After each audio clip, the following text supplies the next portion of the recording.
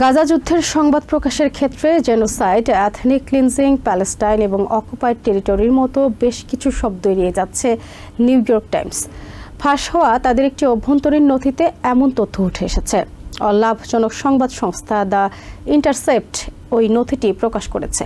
ইন্টারসেপ্টের editor at large Jeremy স্ক্যাহিল জানিয়েছেন, new York Times Palestine ও ইসরায়েলের ক্ষেত্রে আলাদা ভাষা ব্যবহার করছে।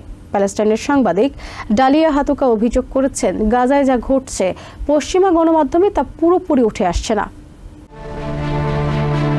গাজায় চলমান যুদ্ধের বিষয়ে সংবাদ প্রকাশের ক্ষেত্রে নিউ ইয়র্ক টাইমসের সাংবাদিকদের বেশ কিছু শব্দ ব্যবহার না করতে বলেছেন সংবাদ মাধ্যমটির নীতি নির্ধারকরা, যার মধ্যে রয়েছে genocide, ethnic cleansing, occupied territory ও রিফিউজি ক্যাম্প। এমনকি বিশেষ ক্ষেত্র ছাড়া প্যালেস্টাইন শব্দটি ব্যবহার করাও এড়িয়ে যেতে বলা হয়েছে নিউ ইয়র্ক টাইমসের প্রতিবেদকদের। এ বিষয়ে নিউ ইয়র্ক টাইমসের একটি নথি ফাঁস করেছে দ্য ইন্টারসেপ্ট।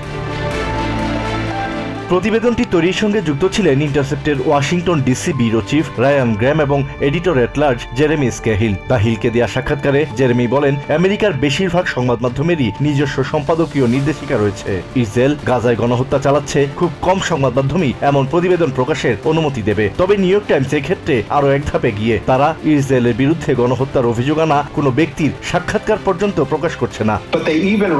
এথনিক ক্লিনজিং বা জাতিগত নিধন শব্দ দুটি ব্যবহারের ক্ষেত্রেও নিউ ইয়র্ক টাইমস একই নীতি অবলম্বন করছে বলে জানান জেরেমি। ইন্টারসেপ্টের এডিটর অ্যাট-লার্জ আরও জানান, জাতিসংঘ এবং আন্তর্জাতিক আইনে স্বীকৃত দখলকৃত এলাকাগুলোর নাম লেখার ক্ষেত্রে অকুপাইড টেরিটরি না ব্যবহার করতেও প্রতিবেদকদের উৎসাহিত করছে নিউ ইয়র্ক টাইমস।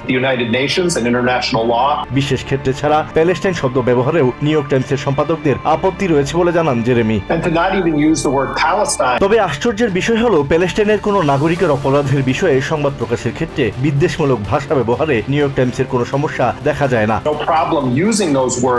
ইসরায়েলি বাহিনী ইচ্ছাকৃতভাবে প্যালেস্টাইনের বেসামরিক নাগরিকদের ওপর হামলার পরও ওই একই ধরনের ভাষা ব্যবহার করতে দেখা যায় না বলে জানান জেরেমি স্ক্যাহিল।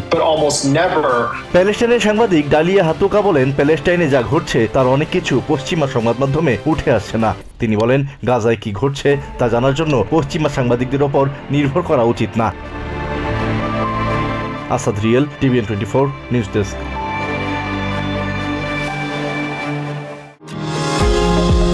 নিউ ইয়র্ক থেকে সম্প্রচারিত TVN 24 টেলিভিশন বিশ্বজুড়ে বাঙালির কণ্ঠস্বর।